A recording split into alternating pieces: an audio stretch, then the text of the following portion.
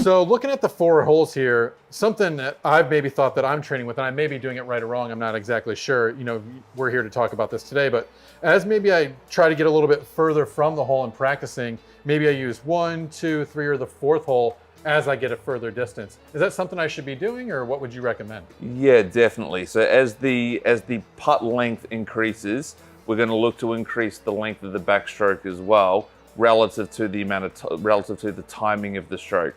So as the stroke lengthens out, the ability to create more speed or club head speed increases. So having the tees at the back of the mirror, definitely as your putt length increases, we're going to progressively move the tee length back as well. Awesome. Let's take a look at how we do that.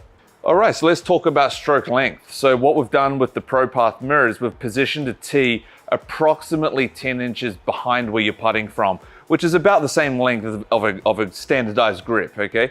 So for this 10-foot putt, we want to try to avoid hitting that tee as we make our backstroke and then into impacts. Let's go ahead into address position.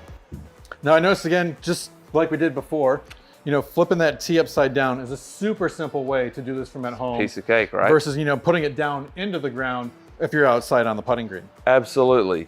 So we're going to try to match up your backstroke and follow through to be approximately the same length each side to stroke this 10-foot putt. All right, cool. Now am I just tapping the tee? Do I want to be just before it? What? Yeah, let's try to avoid, let's get as close as we can to it without hitting it. All right, perfect. Wonderful. So what we could maybe see there was the stroke length in terms of backstroke was great, but maybe the acceleration was a little strong. So how about we do that again, and we'll try to feel like the putter just coasts along a little more, a little less acceleration this time. I think now that I got a little bit more feeling of what that back is, instead of just trying to rush through it, I can hopefully replicate that only just a little bit better here. So I got the shoulders, the eye, feeling like I'm in a good position. Oh, there we go. Oops. See, knocked it over. Brilliant. And the great thing about the putting mirror and with these tees, now we're starting to learn what your tendencies are. So if your tendencies were to hit that tee and as a result the ball goes a little too far, you're now doing the learning. So now when you're training, you're now going to start to go, okay, great. I now need to be aware of not only the length of my backstroke, but also the acceleration of the forward stroke as well to match in. And hey, combine this with the putting mat, it's a bit of a game changer. Yeah, now another thought there that it could be something cool if you're out on the putting green to do that is maybe putting a tee at the back there. And what about one all the way down in the ground in front of it? Just kind of get that full length there of what I'm feeling.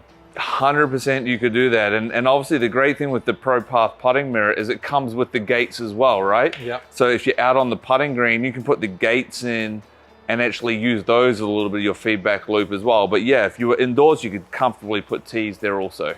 And I think you really emphasized that a little bit earlier. It's not, you know, the mistakes that we're making or the things that we're doing. It's how do we improve that and why are we doing those things? Yeah. That's the really important thing here that I'm learning. It's a learning loop, isn't it? And we want to continue learning. And as mentioned earlier, it's about getting the feedback so we can then do the learning versus the putting mirror doing the work for you. So we now know that we want your stroke to feel like it's maybe a little shorter on the backstroke, a little smoother in the transition, and that's going to create the great result for you in terms of distance control. Excellent. Awesome. Thank you so much, Richard. Really appreciate it. Yeah.